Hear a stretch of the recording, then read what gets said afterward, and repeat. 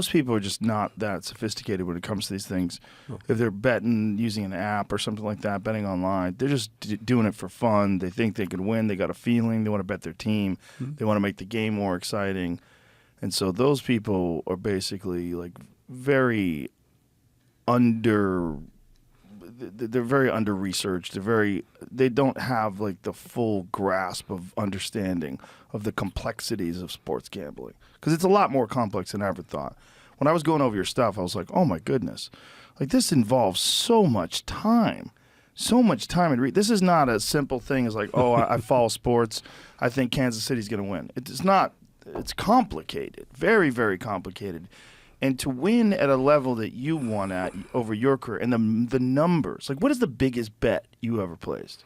I bet $4.5 million on New Orleans to beat the Indianapolis Colts in the Super Bowl. That's the biggest bet I ever placed. Did you win?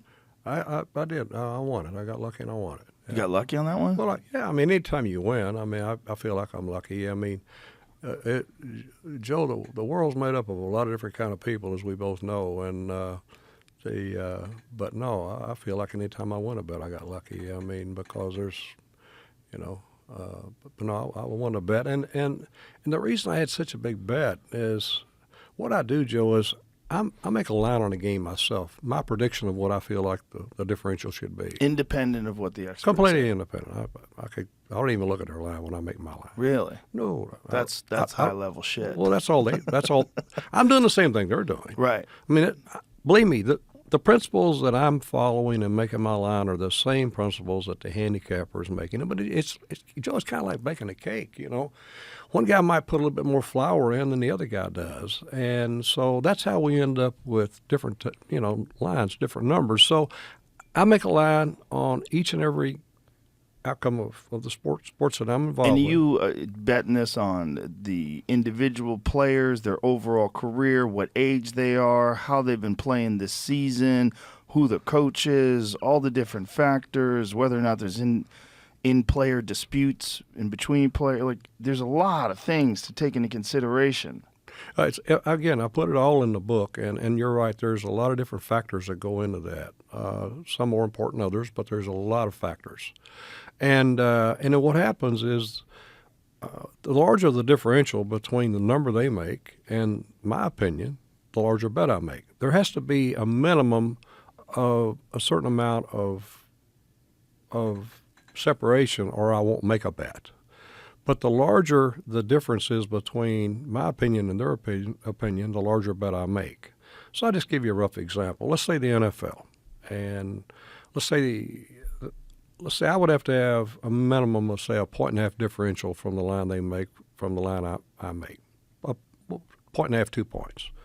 Well, I would bet 1 unit. Okay, that would be the smallest bet I would make.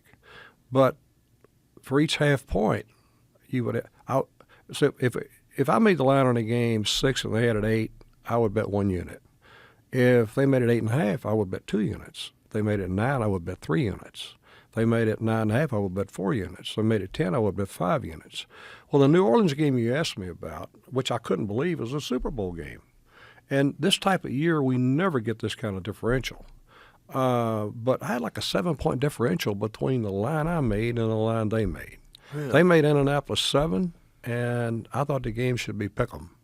And when I saw the line, I couldn't believe it. I went back. I said, well, maybe I haven't made a mistake here. I went back, redid it. No, pick'em. So that's how I ended up with such a large bet. When you go through something like that, how much time are we talking? Like if you're placing a $4 million bet on a Super Bowl game, how much time are you researching? Well, but that time of the year, I mean, all of our research is done. I mean, it's this last game here. Okay, the only changes you're going to make from the last games that these two teams played during the Super Bowl is, okay, are there any players injured that didn't which you have to account for? And clearly, if they're playing on a different surface or something, maybe than the teams normally do, it's very small. I mean, the second the game's over, we can have the line on the next game within 6 hours. It's not a problem, or less. I mean, unless it involves, some injury or something that, it may take us until we get some more clarity on that. But I'm going to know real close to where I'm at frankly, as soon as the game's over, almost within an hour or two. Now, there's been some times over the years where referees, specifically in basketball games, have been caught doing things, calling penalties, trying to swing the game in favor of another team, and they get caught for it and busted. How much do you think that goes on today? Like, how much do you think, like, referees are bought off, or maybe perhaps they're betting themselves? I don't think that exists at all, Joe. Really? And if it does, it's very, very small. But it has been, right? Things have happened in the past, but you know who uncovered each and every one of those? Gamblers. People betting sports and bookmakers. They're the ones that made law enforcement aware of these things. Because at the end of the day, whether you're a casino or whether you're a bettor, the integrity of sports is the most important thing in the world to you.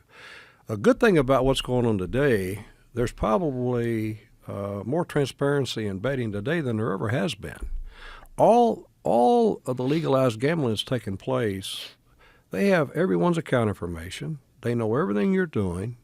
And the other thing about betting on sports, Joe, unlike, say, Wall Street, it is a small market, much, much smaller market than Wall Street. So if you go out and you make a sizable bet in sports, the line's going to move, and it's impossible to hide it, okay? Now, there's people such as myself, and I'm not the only one. There's a lot of people in the sports business. If they see a line on a game move a half a point, or whatever, they know who calls that line to move 99% of the time, okay? I'll give you an example. The Arizona State situation that came up years ago. I don't know if you remember that one or not. It was their basketball team, and they were fixing games. And then what happened, there was a bunch of guys that came to Las Vegas, and they bet on one of these games. The line moved 6 or 7 points.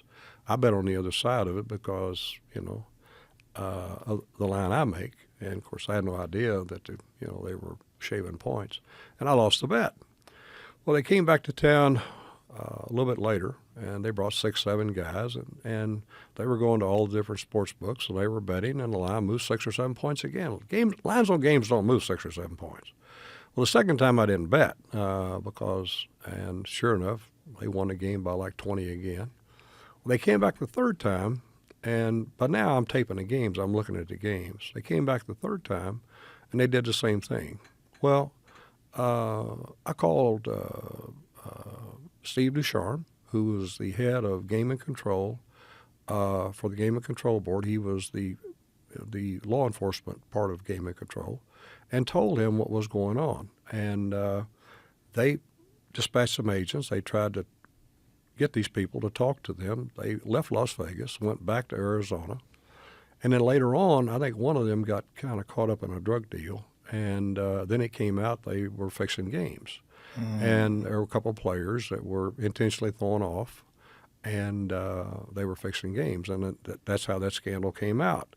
I guess. So it was exposed by gamblers. Oh, it's by gamblers. And how did you know that how did you know it wasn't just luck? Well, I mean, Joe, look, this would be like tracking an elephant in the snow. I mean, you got guys who no one's ever laid eyes on, and they come to Las Vegas, and they bet on a game, and they move it 6 or 7 points. If you're a handicapper, or you know anything at all about betting sports, if the line moves, it's and you're laying a second or third point, you better have a really strong opinion, because they move this line for one reason. It's to make it a lot less appealing to the person betting on that team.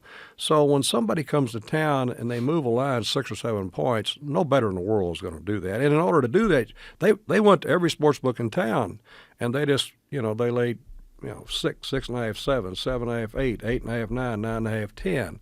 Okay, well, because they were new to betting. Okay, they knew they had an edge because of what they were doing, but they didn't know anything about betting. As a result, they created something that was easy for anyone to see.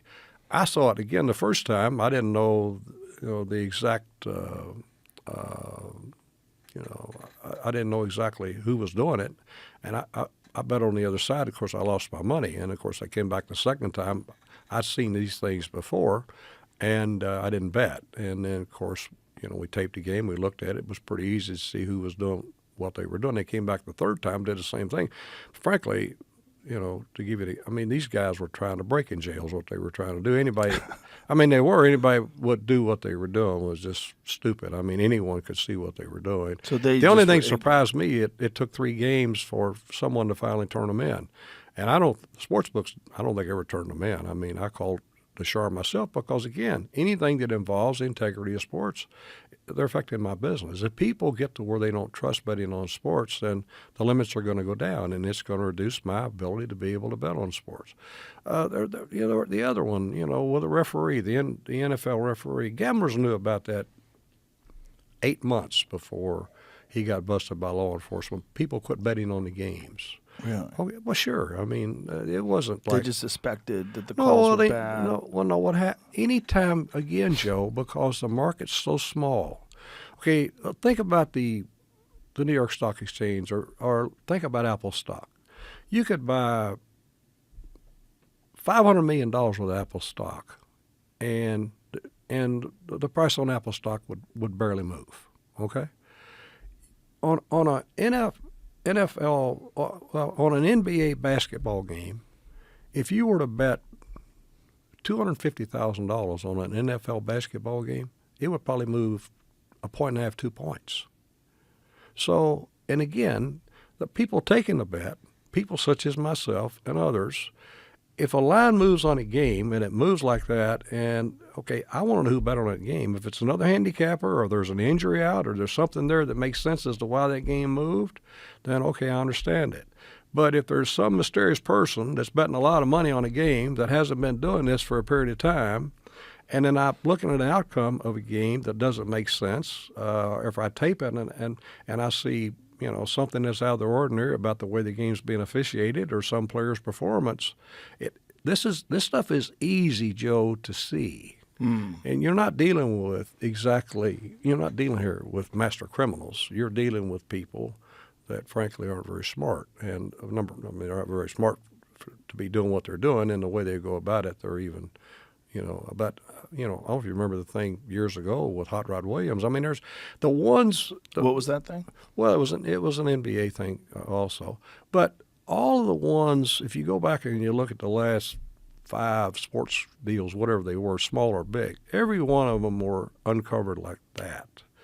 And so I did an interview one time on 60 Minutes in 2011, and I was asked at the end of the interview which I had the most confidence in, betting on sports or investing in stocks.